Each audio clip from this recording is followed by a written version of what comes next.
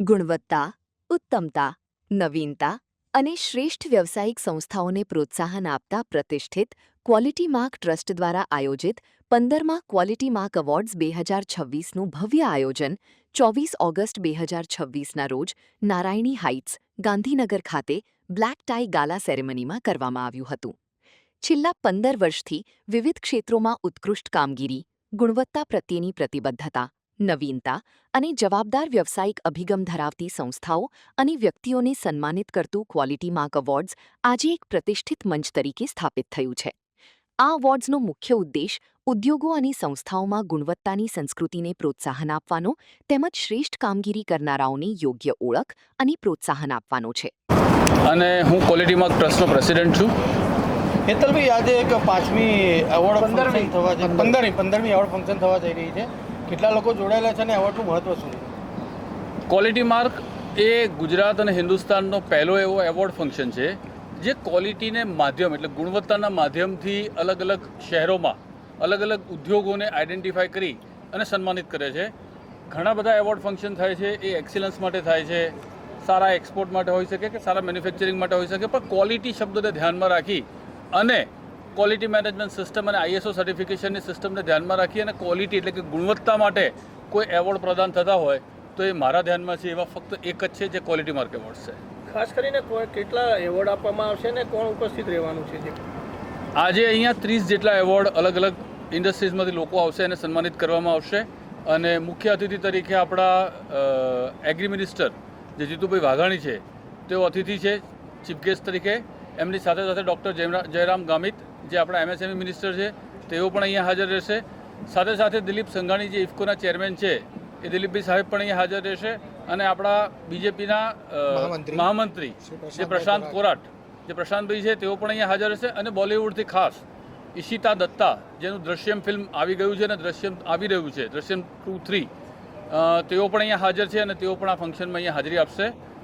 અને ઘણા બધા ગુજરાતી કલાકારો અને આખા દેશમાંથી અલગ અલગ રાજ્યોમાંથી અલગ અલગ વેપારીઓ અહીંયા લગભગ 250 જેટલા લોકો હાજર હશે, જેમાં 25 જેટલા એવોર્ડ અલગ અલગ કેટેગરીમાં આપવામાં આવશે. 25 થી 30. આ એવોર્ડ આપવા માટે કેવી રીતના તમે લોકોએ નક્કી કર્યું હતું ને એમનું મહત્વ કઈ બાબત ઉપર રાખવામાં આવ્યું? હા, આ એવોર્ડ માટે સૌપ્રથમ નોમિનેશન મંગાવવામાં આવે છે ઓનલાઈન, અને એ નોમિનેશનને અમારી જ્યુરી આઈડેન્ટિફાઈ કરી અને અમારી પ્રોસેસ મુજબ એમનો ટેલિફોનિક ઇન્ટરવ્યૂ થાય છે.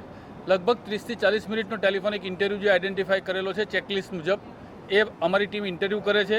અને ત્યારબાદ જ્યુરી એમાંથી જે સિલેક્ટ કરે એ કંપનીમાં અમે પર્સનલી વિઝિટ કરીએ છીએ. અમે એમને ત્યાં જઈને જોઈએ છીએ કે એમણે જે વાત કરી છે કે જે ક્વોલિટી માટે એ લોકો જે કમિટમેન્ટ આપી રહ્યા છે એ કેટલું સાચું છે અને કેટલું સફળ છે. અને એ રૂબરૂ વિઝિટ કર્યા પછી અમારી જ્યુરી નક્કી કરે છે કે ખરેખર આ કંપની આ એવોર્ડની લાયકાત ધરાવે છે કે નથી ધરાવતી. उपस्थित हुई हैं, क्या कहना चाहेंगे जिस तरह से ये अवार्ड फंक्शन हो जा रहा है, युवाओं को भी लेकर जिस तरह से आगे बढ़ रहे हैं MSME के उद्योग के अंदर, क्या कहना चाहेंगे? आई think it's a great initiative. I think जब भी किसी को अप्रिशिएट किया जाता है, जैसे हमारे इंडस्ट्री में जब हमें अवार्ड्स मिलता है हम मोटिवेट होते हैं. So I think it's very important in every sector and thanks to Hetal Thakkar ji for organizing this. This is the 15th addition.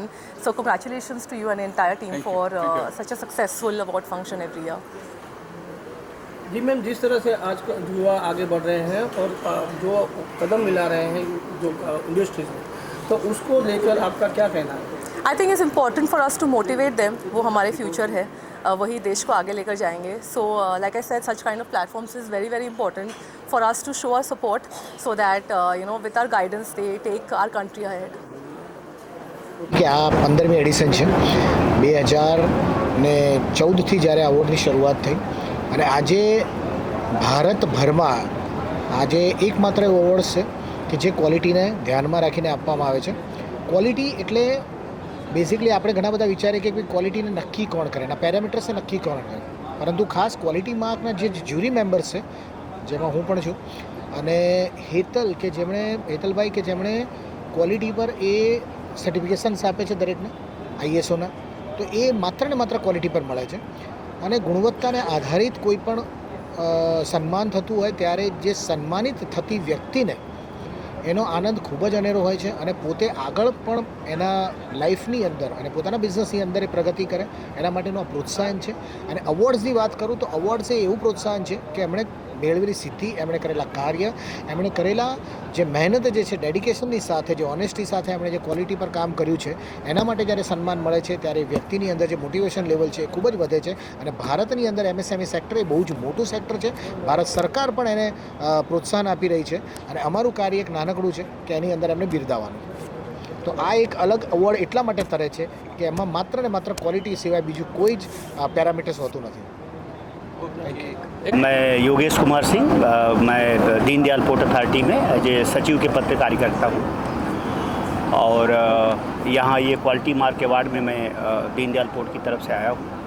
हमारे जो चेयरमैन श्री सुशील कुमार सिंह साहब हैं, उनकी लीडरशिप में Deendayal port authority green initiative के क्षेत्र में बहुत अच्छा कार्य कर रहा है और जो राष्ट्रीय स्तर पे जो डीकार्बोनाइजेशन की जो पॉलिसी है, use of green fuel and fuel efficiency के बारे में, तो हमारे अध्यक्ष महोदय के सुपरविज़न में बहुत सारी इनिशिएटिव्स पोर्ट के द्वारा की जा रही हैं और सारे महाबंदरगाहों में शायद हमारा पोर्ट जो है दीनदयाल पोर्ट अथॉरिटी बहुत अच्छा कार्य कर रहा है और ग्रीन हाइड्रोजन के उत्पादन के क्षेत्र में हो या डीकार्बोनाइजेशन के क्षेत्र में हो, बहुत सारे इफ़ेक्टिव इनिशिएटिव्स लिए गए हैं और अभी हम लोग ग्रीन एनर्जी के मामले में ई मेथनॉल, हाइड्रोजन एंड अमोनिया और मेथनॉल के जितने भी डेरिवेटिव्स हैं उनके उत्पादन के लिए बहुत तेज़ी से काम हो रहा है, जिससे हमारे क्षेत्र में कच्छ में बहुत सारे युवाओं को रोज़गार मिलेगा. जो जितनी भी इंडस्ट्रीज उसमें डायरेक्टली इनडायरेक्टली जो इन्वॉल्व होंगी, उनमें उसकी वजह से बहुत सारे रोज़गार के अवसर उत्पन्न होंगे और इसके अलावा शिप बिल्डिंग के क्षेत्र में भी पोर्ट हमारा बहुत अच्छा कार्य कर रहा है और उसकी वजह से भी बहुत बड़ी संख्या में रोज़गार के अवसर उपलब्ध होंगे.